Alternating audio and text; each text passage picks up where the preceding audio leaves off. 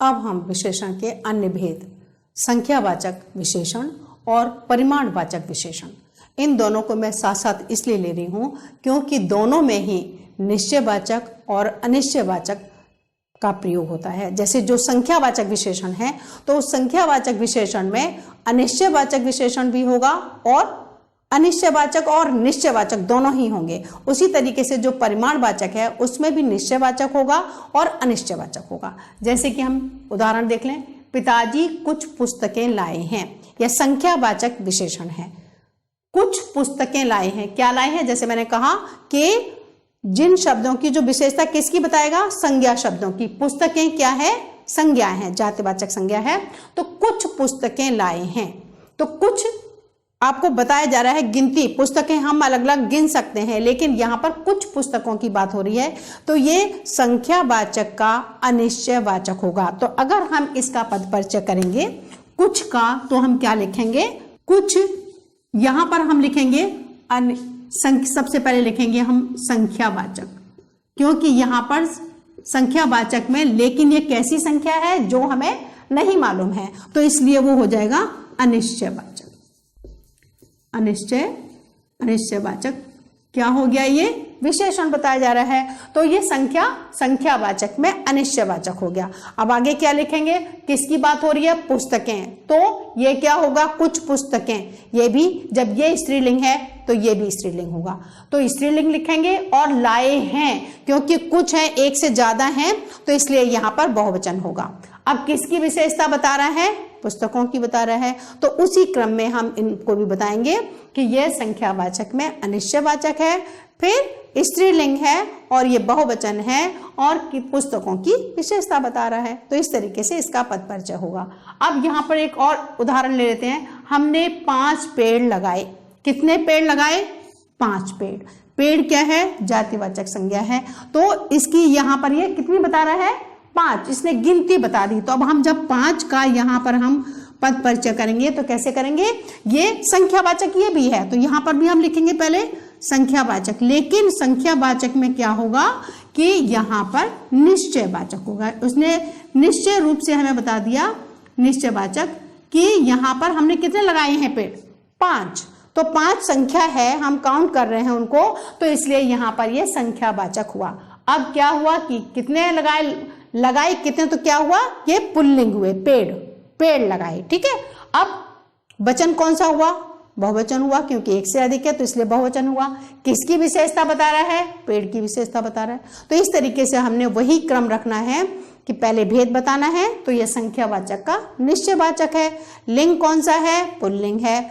वचन कौन सा है? बहुवचन है। किसकी विशेषता बता रहा है? पेड़ की।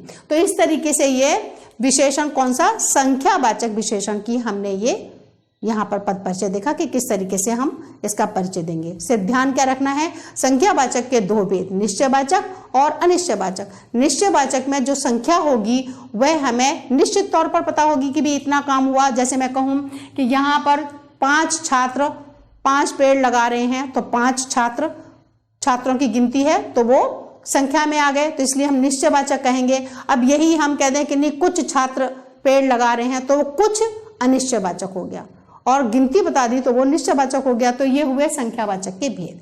अब इसी में विशेषण का एक और भेद है परिमाणवाचक विशेषण। परिमाणवाचक विशेषण में आप जैसे परिमाण से आपको पता लगा, नाप तौल का जहां पर चर्चा की जाती है वो परिमाण कहलाता है।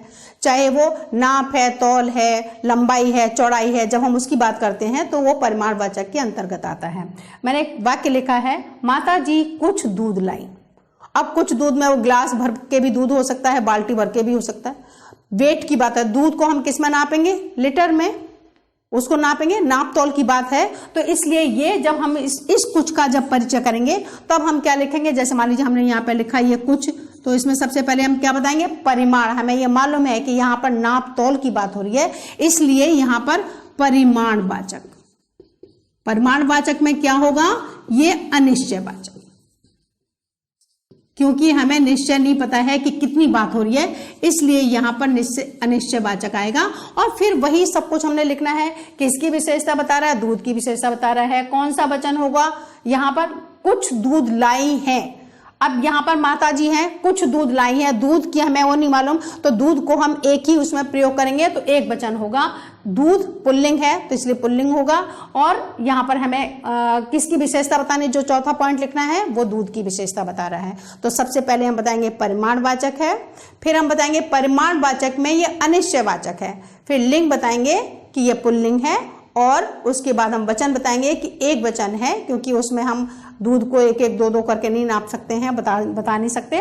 और फिर हमने ये बताना है कि ये दूध की विशेषता बता रहा है। इसी तरीके से एक और वाक्य लिया है, तुम तो 5 किलो आम ले आए। आम कितने लाए हो?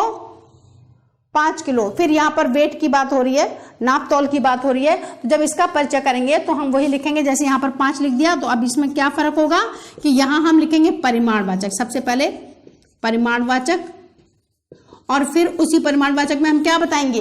निश्चयवाचक। निश्चय, क्योंकि हमें निश्चित तौर पर मालूम है कि ये चीनी जो है वो आम जो है वो 5 किलो है, तो हमें यहाँ पर निश्चयवाचक लिखना होगा। और फिर क्या लाए हैं, कौन सा वचन हो गया? ज्यादा है, तो 5 किलो आम लाए हैं, तुम तो किलो आम ले आए।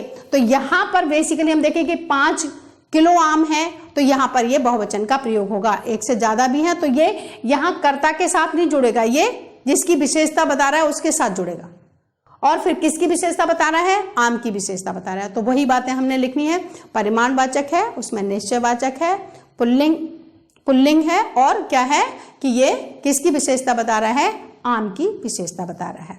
तो इस तरीके से जो संख्यावाचक विशेषण होते हैं और परिमाणवाचक विशेषण होते हैं, उनके दो दो भेद हैं। यानी निश्चयवाचक, जहां पर संख्या निश्चित मालूम हो तो वो निश्चित संख्यावाचक, जहां पर नाप तोल के हम अलग अलग कर सकते हैं, लेकिन कुछ का जब प्रयोग हो तब हम वहां पर क्या होगा, जो संख्या में नाप सकते। जैसे हम ये नहीं कह सकते कि मैं 5 प्याज लाई हूं, प्याज का वेट हम वजन परिमाण में आएगा तो वो परिमाणवाचक में आ जाएगा। लेकिन जहां संख्या की बात होगी तब वो हम वहां पर संख्यावाचक होगा, जहां नाप तौल की बात होगी तो वो परिमाणवाचक में आएगा। लेकिन दोनों में निश्चयवाचक होगा और अनिश्चयवाचक होगा। तो वो हमें पहचान लेना है कि किसकी बात कर रहे हैं, संख्या की बात कर रहे हैं या परिमाण की बात कर रहे हैं। तो एक और चारों भेद आपको आ गए।